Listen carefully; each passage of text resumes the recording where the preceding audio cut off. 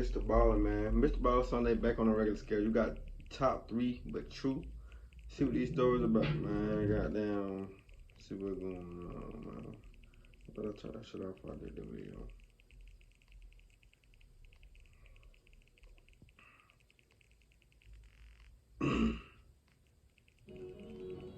On the morning of December 21st, 1980, a woman in her 40s walked into a jail cell in Los Angeles, California.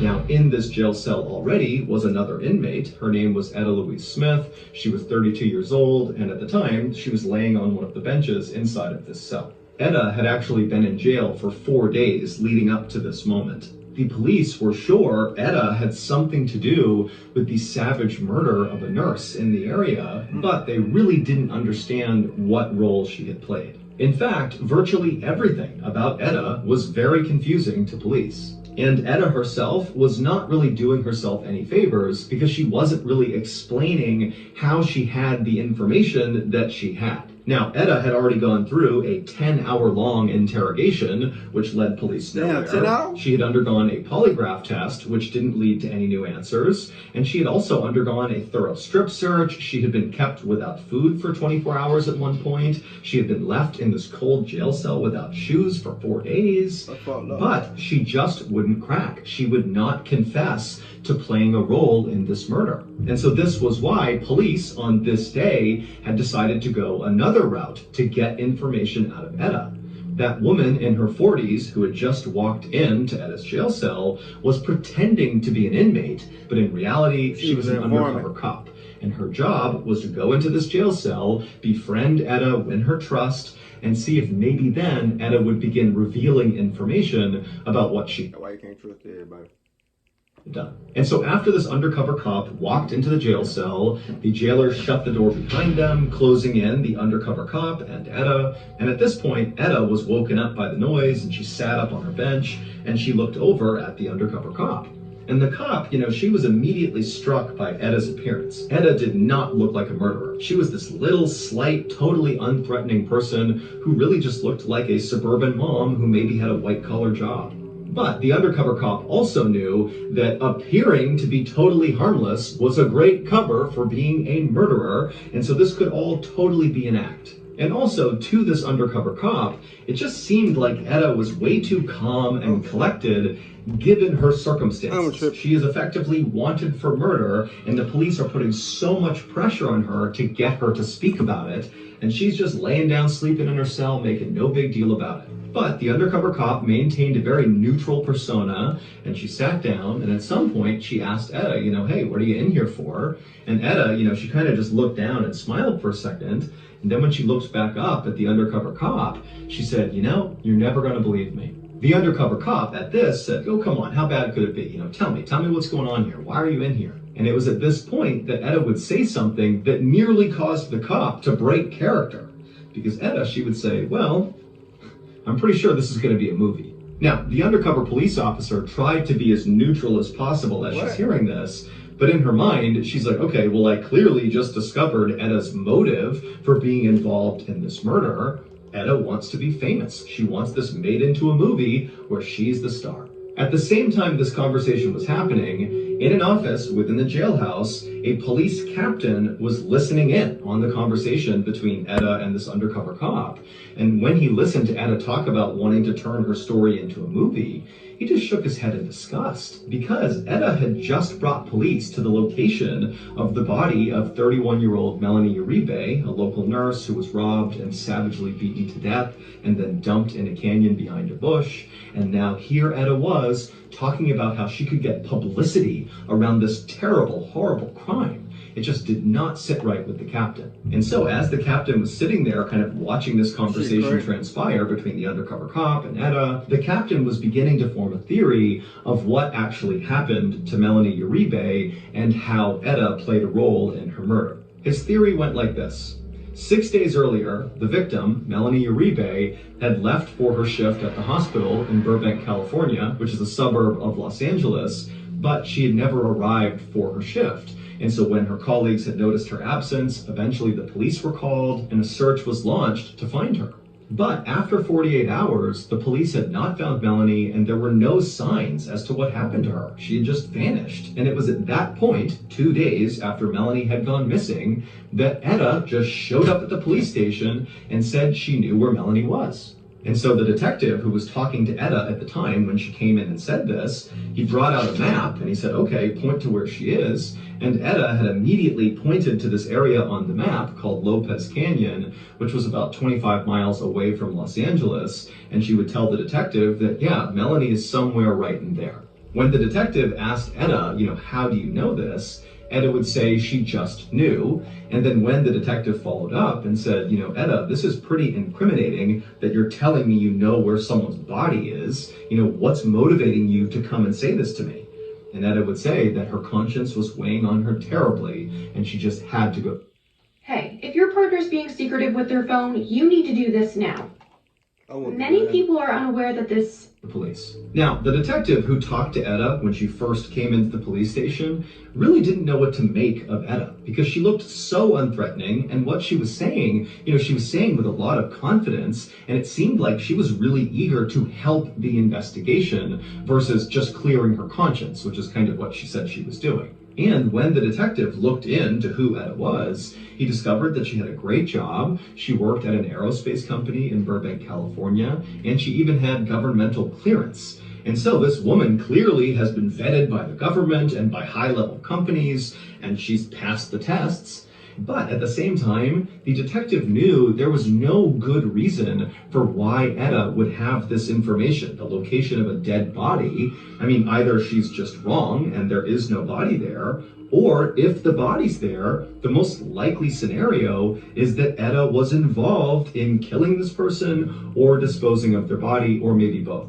So the detective said to Etta, hey, come back tomorrow and we'll take a police helicopter, we'll fly out over that canyon, and we'll see if we can find Melanie's body together. And so Etta said, okay, sounds good. She turned and she left.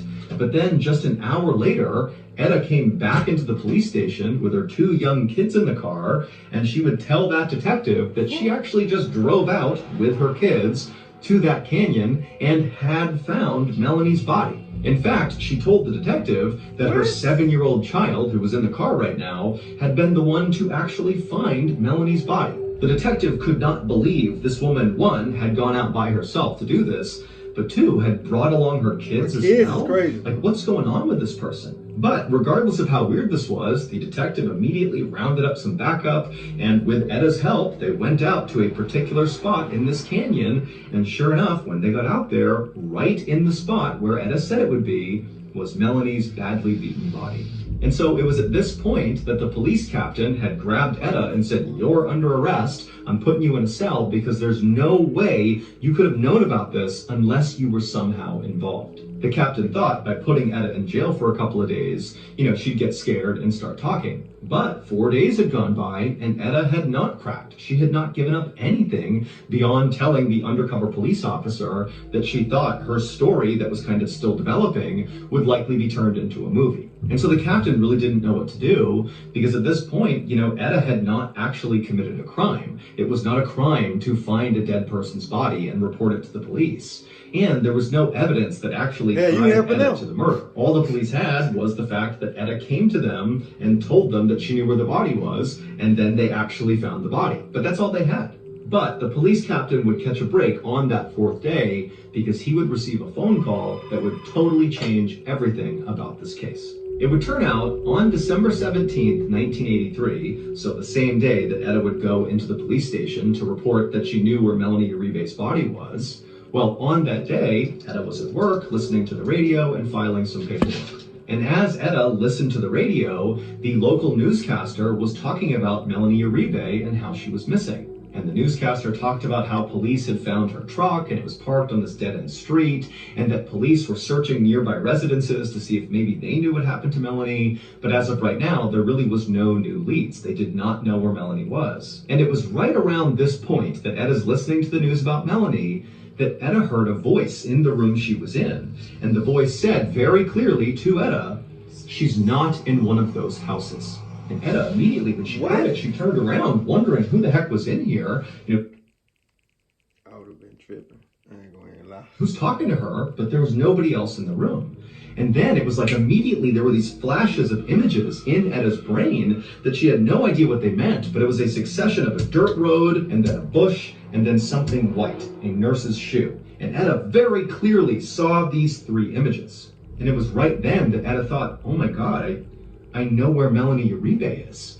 And so she sat there wondering what to do, and then finally thought, I have to go to police, as crazy as this sounds. And so she hopped in the car and she drove to the police station and she said, I don't know how, but I do know Melanie Uribe is right there in that canyon. But when the police had said, come back tomorrow and we'll go out and look for her, Etta just couldn't wait, and so she had gone with her kids, driven out to the canyon that she had seen in her mind, and sure enough, when she got out there, she found the dirt road that she had seen, then she found the bush that she had seen, and then with the help of her kids, they found the white nurse's shoe, and it was right near Melanie's body. Dang. Which meant that voice that Etta heard and the vision she had all been real.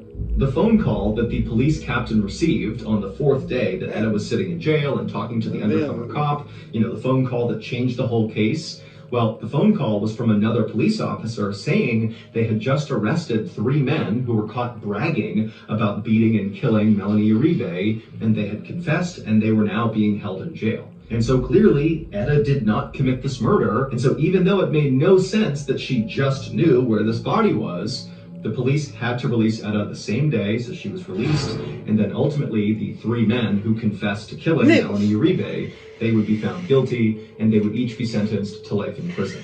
6 years later, Etta would sue the police department, and she would win the lawsuit because the jury on that case absolutely believed that Etta really did have a psychic vision that led to the discovery of Melanie's body.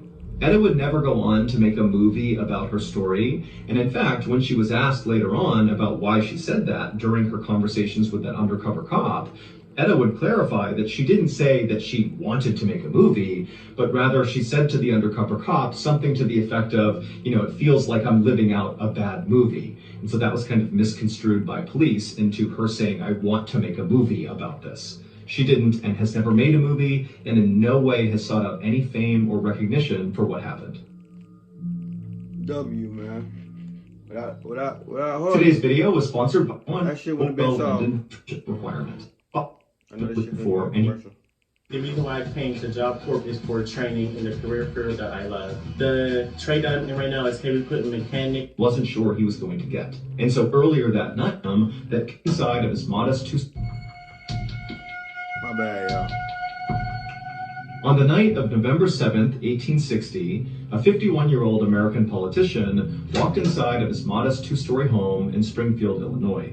This politician was totally exhausted, but he was also really happy because in his hand he had a telegram that confirmed he had won an election that he had worked so hard for and he wasn't sure he was going to get. And so earlier that night, this politician had been out basically partying and celebrating this huge victory, but now he was totally beat and ready for bed. Once the politician was inside his house, he picked up an oil lamp to light the way, and he walked through his house to his study, where he put the lamp down on his desk. He put the telegram saying he had won this election next to the lamp, and then the politician just collapsed into his sofa to fall asleep. But before he closed his eyes, this politician looked over at a mirror on the wall, and what he saw in the mirror made him gasp, and he sat upright and looked at it like he couldn't believe what he was seeing. In this mirror, this politician was seeing his own face, reflected as it should be, but then next to it was another face, and it was not his. It kind of looked like him, but it actually looked more like a corpse, like a dead person was looking out at him from this mirror. And so the politician, he stood up and began walking over to the mirror to get a closer look,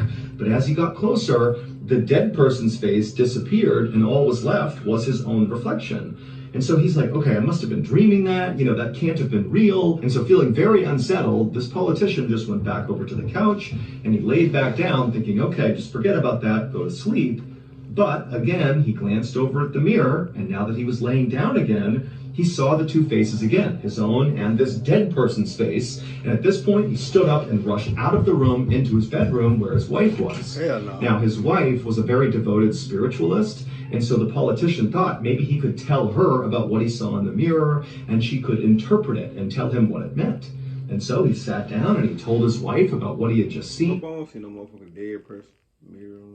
And she would sit there for a minute pondering what her husband had just said, and then her expression on her face just totally changed. She went from intrigued to very upset. And in a quivering voice, she would tell her husband that what this meant was he would serve honorably in the office that he had just been elected to for one term, he would get reelected, but he would not survive the second term.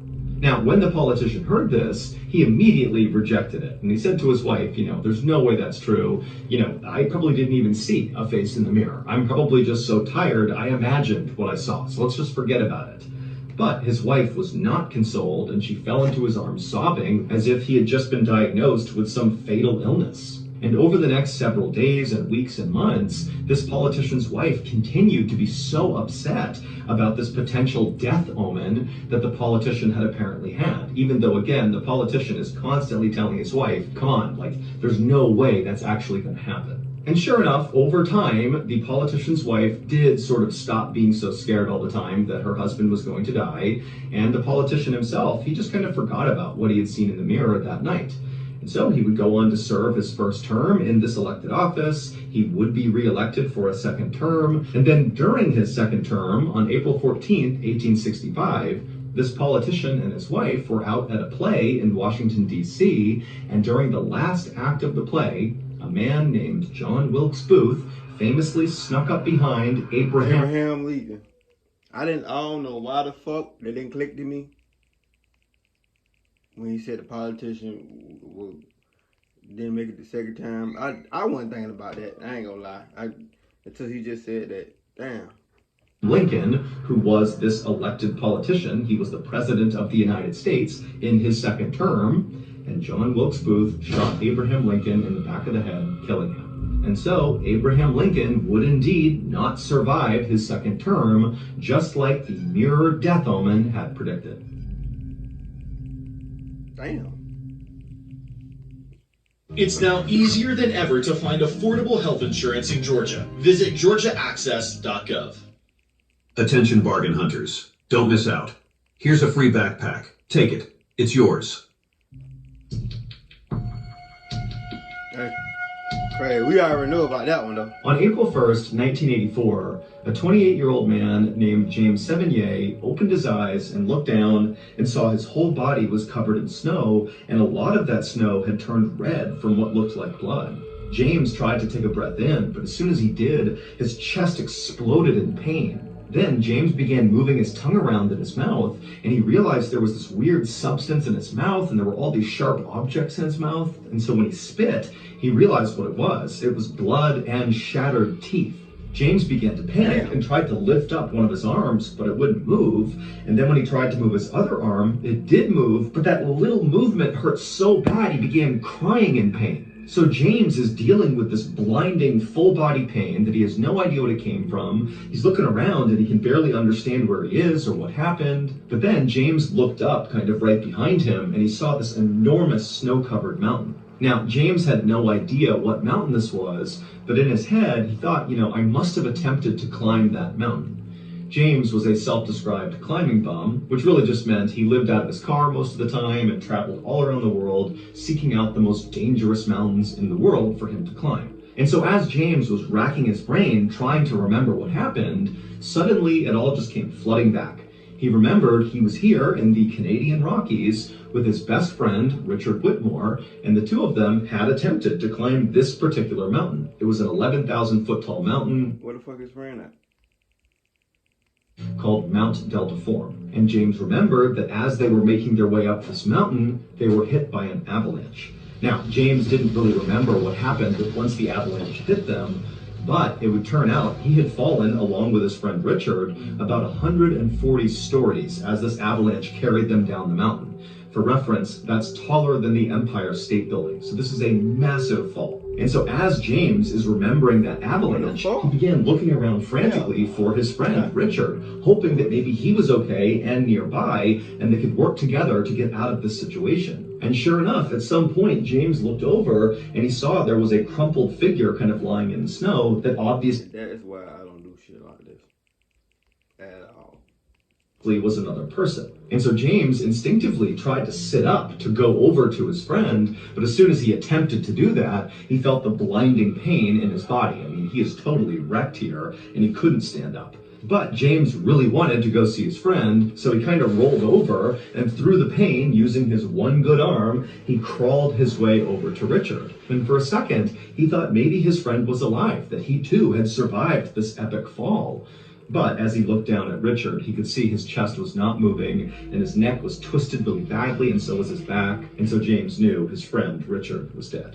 And so James just collapsed into the snow, feeling unbelievable anguish and sadness and fear. I mean, this is the only other person out here. They are nowhere near civilization, and it's going to be at least 4 days before anybody even notices that they aren't back yet, because that was when James and Richard were supposed to be home. And now James is thinking, like, I can't even stand up. I can barely breathe. I'm so badly hurt. What am I going to do? And pretty quickly, James adopted the mindset of, unfortunately, you're going to die here. And this was something James had always thought would happen to him eventually, that a mountain would end up killing him. And here he was realizing that, yep, that's exactly what's about to happen. I'm going to die out here. And so James just kind of lay there, resigned to his fate, literally waiting to die. And after about 20 minutes, when his body began to go numb and he was starting to enter into hypothermia, James heard a voice from behind him. It was this woman who walked right up to him, and she said, "You can't give up. You have to try." And James, even though he was totally caught off guard that there was another person out here, there was something so calming about this woman and the way she was talking to him that without any hesitation, it was like James's whole mindset about this situation completely changed. Suddenly, he was not ready to give up and die. But now, because of this woman, he was going to fight to survive. And so, after kind of moving around and looking back towards this woman, she would say to him, "Put your coat on." And so James, despite the excruciating pain, used his one arm that still worked and kind of propped himself up. And then he pulled his coat out of his pack, which was lying near him. And very painfully, he slipped this coat over his broken and damaged arms. And then once the coat was on him, the woman said to James, "Now take a sip of water." And so James, without any hesitation, he reached over and grabbed this water. He unscrewed the top and took a sip, despite how painful it was to sip, even though the water stung his totally shattered mouth. And then after James put the water down, the woman very calmly told him, "Okay, now disconnect yourself from Richard's body and then use the tree right here to pull yourself up." And so he untied from Richard, and then using his one good arm, he grabbed the tree, and he managed to hoist himself up onto his totally destroyed legs. And he couldn't believe he was even standing at this point, but here he was, up on his feet. And then the woman said, "Okay, it's time to move." And so James began walking away from the mountain, and this woman just followed along behind him. And for a long time, he trudged through this knee-high snow, barely able to take a step without this blinding pain coursing through his body. But every time he began to stumble or slow down or seemed like he was going to give up, the woman would very calmly urge him to keep going. Unless you're a ghost. Keep moving. And finally, after about 4 hours of this horribly painful trek James was on, he came upon the camp that he and his friend Richard had built before coming over to this mountain to begin this climb. And so James quickly began moving towards his tent that was still pitched, that he knew inside had a warm sleeping bag and some water and food. And so as he made his way towards the tent, he stopped himself and he turned around to talk to his guide, to thank her for pushing him onward. But when he turned, there was no one there. And when he looked at the ground, there was only one set of bloody footprints that were his, leading all the way back to where he had fallen. This guy, this woman, she didn't exist. James was totally unsettled by this and really didn't know what to do about it, but he knew right now the priority was just to survive. And so he made his way over to his tent and he attempted to get inside of it, but his hands were so cold and so badly beaten up that he couldn't use the zipper. He couldn't even get it open. And then finally, when he managed to use a tool to get it open, he couldn't open up his sleeping bag. It was like his body was shutting down. And so we thought, okay, I'll make a fire and that will be enough to keep me warm. But again, it's like his body was failing him and he couldn't do it. He couldn't start the fire. And so right as James is realizing that, despite making it to this campsite, he may not be able to survive because he can't use the campsite, he began to hear voices. Right away, James is worried that the voices he's hearing don't really exist, like this woman he had seen. But sure enough, just a second later, 3 skiers came around the corner and they saw James. And amazingly, one of them was a very experienced mountain guide, and another one of them was a nurse. And so right away, when they saw James, they saw he was dying. The nurse rushed over, she made a fire for him, she got him comfortable, she put on warm clothes, and the mountain guide, he took off to go get him. Side note, Thanksgiving, I seen Mr. Nightmare post video of Thanksgiving edition. We're gonna do Thanksgiving edition this year. I was just letting that be known. And sure enough, a couple hours later, a helicopter arrived and they airlifted James out, and he would make a full recovery. However, it would take James years before he finally opened up about this mysterious vanishing woman who literally saved his life. Without her talking to him and urging him to go, he would have laid there next to his friend and died. But James, he was afraid to bring up that he had seen this woman in fear that people would think he was crazy. But when he finally brought it up, he would quickly learn that he was far from the first person to experience this phenomenon of having this invisible person help you. In fact, this phenomenon is common enough that it has its own name. It's called the third man effect. The third man refers to this mysterious vanishing person that steps in and helps people survive who have just undergone some horribly traumatic event. An example of somebody else who has experienced the third man effect was the very last person to escape the Second World Trade Center tower on September 11th, 2001 in New York City during the terrorist attacks. He was able to get out right before it collapsed because a mysterious vanishing voice told him exactly which direction to go until he escaped. And so, whether the third man effect is actually supernatural or just a trick of survivor psychology, we don't know. James, who is both an atheist and a scientist, says he does not believe that this woman who saved him was an angel or connected to religion in any way. Instead, he just said, it was a presence that I needed at the time that saved my life, but that is the extent of my understanding. That's crazy. I ain't gonna lie. I didn't heard of something like that, but I never heard of it, on 9/11. You feel me? I ain't never heard of that shit. You feel me? But, you know what I'm saying? W story, Mr. Ballen, as always. That being said, give the video a thumbs up, like, subscribe. See how much we're gonna do that video. I got a video for y'all tomorrow. Tuesday and Wednesday, I'm not doing the video. Thursday, Thanksgiving, we doing the video Friday and Saturday. So just to let y'all know. That being said, give me a thumbs up, like, subscribe. See how much we're gonna do that video. Man, let's ride.